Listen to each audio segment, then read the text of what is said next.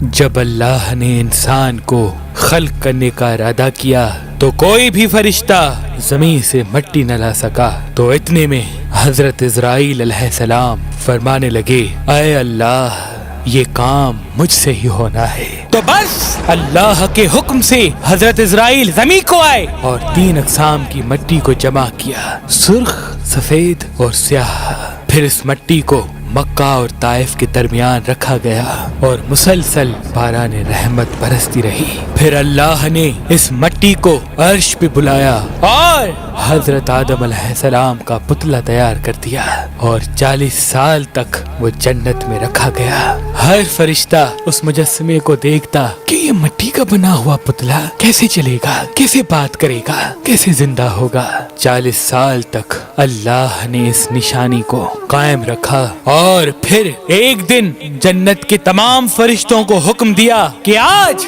میں اپنی اس میں روح ڈالوں گا، اور جب ایسا ہو تو تمام فرشتے اس آدم کو سجدہ کر دینا۔ سب فرشتے حیرت سے پتلے کو دیکھ ہی رہے تھے، اتنے میں اللہ نے اس مٹی کے مجسمے میں اپنی روح ڈالی تو آدم علیہ السلام نے چھینک لی، اور تمام فرشتے سجدے میں گر کے اللہ کی تعریف کرنے لگے سوائے ابلیس کے، اور وہ تکبر اور حسد کر بیٹھا۔ اللہ نے اسے اپنی دربار سے نکال دیا۔ پھر اللہ نے حضرت آدم سے بی بی حوا کو پیدا کیا، اور ان کی جنت میں کی گئی غلطی کے سبب ان کو زمین پہ بھیج دیا، اور یہ حکم نافذ کیا کہ اب جنت میں وہی آئے گا جو یہ ثابت کرے کہ وہ ہمارا فرما بردار ہے۔ اور یوں انسانوں کے لیے دنیا میں امتحانات کو رکھا گیا تاکہ ہر انسان امتحان دے کر اللہ کو راضی کر کے جنت تک پہنچ سکے۔ تاریخ نے لکھا جب آدم و بی بی حوا زمین کو آئے تو 200 سال تک ایک دوسرے سے جدا رہے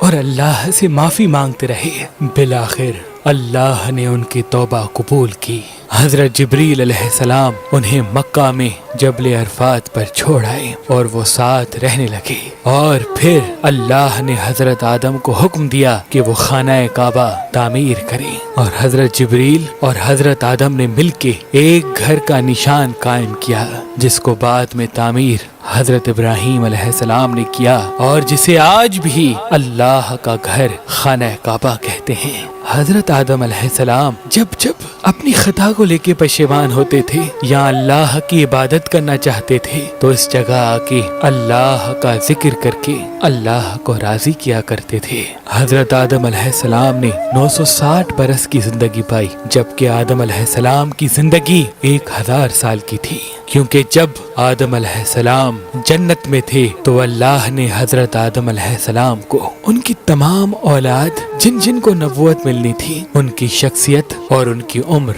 آدم علیہ السلام کے نزدیک واضح کر دی۔ آپ نے جب حضرت داؤد علیہ السلام کی عمر کو 60 سال تک دیکھا تو اللہ سے کہنے لگے، اے اللہ میری عمر کے 40 سال میرے پوتے داؤد کو دے دے، تو یوں آپ کی دعا قبول ہو گئی۔ اللہ نے آدم علیہ السلام کو 2 فرزند عطا کیے، حابیل و قابیل، لیکن شیطان کے وسوسے، حسد اور نفرت نے جب قابیل کے ہاتھوں سے حابیل کو قتل کروا دیا تو حضرت آدم علیہ السلام اندر سے ٹوٹ گئے اور بار بار اللہ کی دربار میں دعا مانگنے لگے۔ تو ایک دن اللہ نے جبریل امین کو آدم علیہ السلام کے پاس بھیجا اور فرمایا، اے آدم اللہ تمہیں ایسا بیٹا دینے والا ہے جس کے نسب سے انبیاء و اولیاء زمین تک پہنچیں گے، اس کا نام شیس رکھنا۔ شیس کا مطلب ہے اللہ کا عطا کیا گیا تحفہ۔ اور یوں اللہ نے آدم کی نسل کو زمین پہ پھیلا دیا۔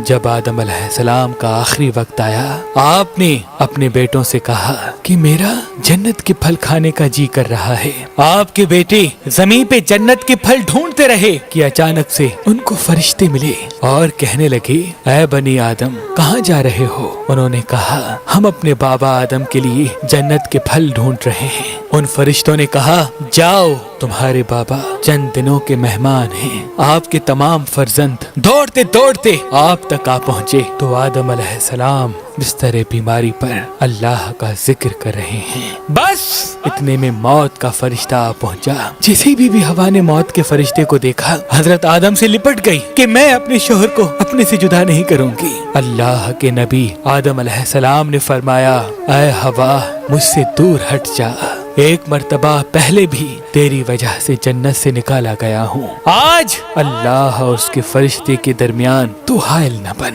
پھر آپ ان فرشتوں سے مخاطب ہو کے کہنے لگے، اے فرشتہ موت، کیا بھول تو نہیں گئے؟ میں نے اللہ سے سنا تھا میری عمر 1000 سال کی ہے اور ابھی تو مجھے 960 سال ہوئے ہیں۔ تو ملک الموت نے کہا، اے اللہ کے نبی آدم، آپ نے خود ہی فرمایا تھا کہ آپ کی زندگی کے 40 سال آپ کے پوتے داؤد علیہ السلام کو دیے جائیں۔ بس آدم علیہ السلام کی روح قبض کی گئی، آپ کو غسل فرشتوں نے دیا اور جنت کی خوشبو آپ کے جسم مبارک کو لگائی گئی۔ پھر آپ کی جنازہ نماز فرشتوں نے حضرت جبرائیل علیہ السلام کے پیچھے ادا کی اور زمین کھود کر آپ کی تدفین کی، اور تمام انسانوں کے نزدیک اللہ کا یہ حکم نافذ کیا کہ جب بھی کسی کا انتقال ہو تو ان کے جسم کو ایسے ہی تدفین کرنا۔ آج بھی ان فرشتوں کی سنت پہ اہل ایمان عمل کر کے اپنے بزرگوں کی تدفین کرتے ہیں۔ آپ کی قبر مبارک کی جگہ کو لے کے اختلافات ہیں۔ کچھ مورخین کے نزدیک آپ کی جائے تدفین سری لنکا، تو کچھ کے نزدیک جبل ابی قبیس، تو کچھ کے نزدیک عراق، اور کچھ کے نزدیک مسجد خریف کے صحن یا اندر۔ بعض روایتوں میں یہ بھی ہے کہ جب حضرت آدم علیہ السلام کا روح قبض کرنے کے لیے فرشتہ موت آ پہنچا تو آپ نے اپنے بیٹے، جس کو آپ نے اپنا جانشین بنایا تھا، حضرت شیس علیہ السلام سے کہنے لگے کہ اے میرے جانشین، میں نے اللہ سے سنا تھا کہ ان قریب اس زمین پہ ایک بہت بڑا طوفان آئے گا، اگر تم اس وقت تک موجود رہو تو میرے جسم کو اس کشتی نوح میں سوار کرنا جو نجات کا وسیلہ ہے، اور اگر تم اس وقت تک نہ پہنچو تو اپنی اولاد سے وصیت کرنا کہ میرے جسم کو کشتی نوح میں سوار کرے۔ تاریخ نے لکھا جب طوفان نوح آیا تو حضرت نوح علیہ السلام نے اپنی کشتی میں حضرت آدم اور بی بی حوا کے جسم مبارک کو